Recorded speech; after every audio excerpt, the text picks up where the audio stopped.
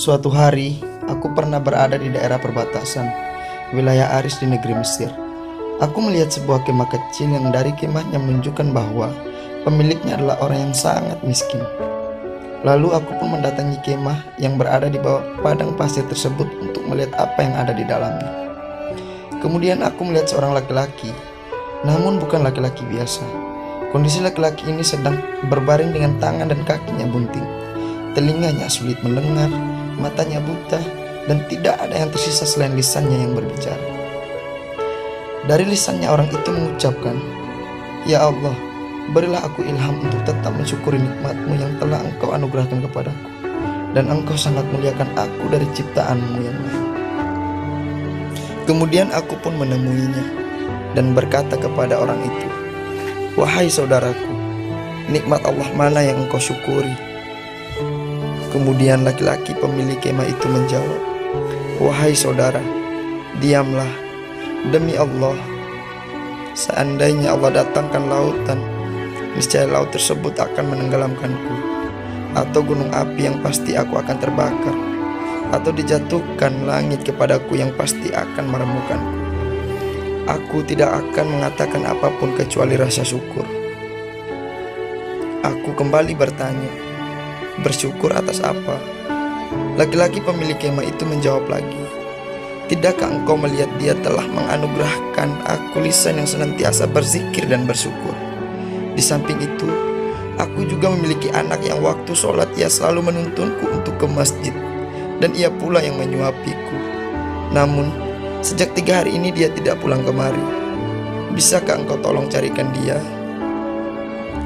Aku pun menyanggupinya dan pergi untuk mencari anaknya. Setelah beberapa hari mencari, aku mendapati jenazah yang sedang dikelilingi oleh singa. Ternyata anaknya laki-laki itu sudah dimakan oleh singa. Aku pun bingung bagaimana caraku untuk mengatakannya kepada laki-laki pemilik kemah itu. Aku pun kembali dan berkata kepadanya, "Wahai saudaraku, sudahkah engkau mendengar kisah tentang Nabi Ayub?" Laki-laki itu menjawab, "Iya, aku tahu kisahnya." Kemudian aku bertanya lagi, "Sesungguhnya Allah telah memberinya cobaan dalam urusan hartanya. Bagaimana keadaannya dalam menghadapi musibah itu?" Ia menjawab, "Ia menghadapinya dengan sabar." Aku kembali bertanya, "Wahai saudaraku, Allah telah menguji Ayub dengan kefakiran. Bagaimana keadaannya?" Ia menjawab, "Ia bersabar." Aku kembali bertanya, "Ia pun diuji dengan tewasnya semua anak-anaknya.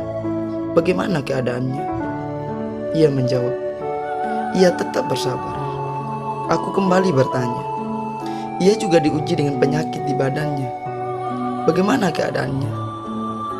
Ia menjawab dan balik bertanya, "Ia tetap bersabar." "Sekarang katakan padaku, di mana anakku?" Kemudian aku berkata, "Sesungguhnya putramu telah aku temukan di antara gundukan pasir dalam keadaan telah diterkam dan dimakan oleh binatang buas. Semoga Allah melipat gandakan pahala bagimu dan menyabarkan engkau." Kemudian laki-laki pemilik kemah ini mengatakan, "Alhamdulillah, yang Dia tidak meninggalkan keturunan bagiku yang bermaksiat kepada Allah, sehingga ia diazab di neraka." Kemudian ia menarik napas panjang, lalu meninggal dunia. Aku pun membaringkannya di tangannya dan berpikir, apa yang harus aku perbuat? Aku sendirian dan bagaimana aku mengurus jenazah ini? Kemudian aku tutupi dengan jubbanku, dan beberapa saat kemudian lewat 4 orang laki-laki mengendarai kuda.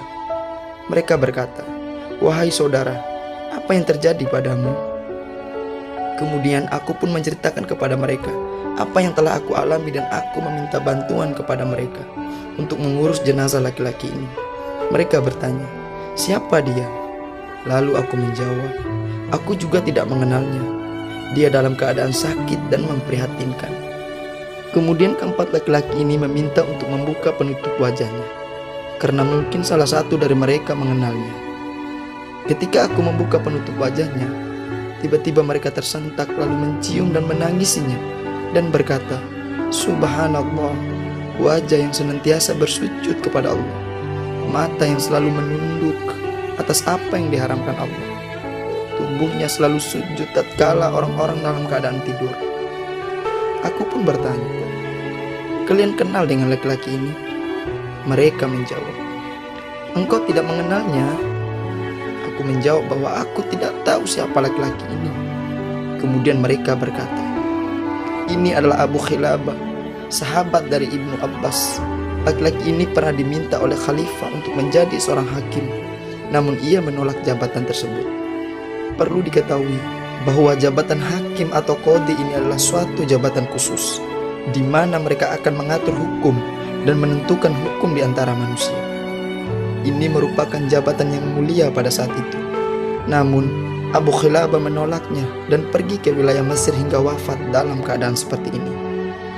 Kemudian, Abdullah bin Muhammad bersama 4 laki-laki tadi pun memandikan, mengkafani, dan menyolatkannya sebelum akhirnya memakamkan beliau.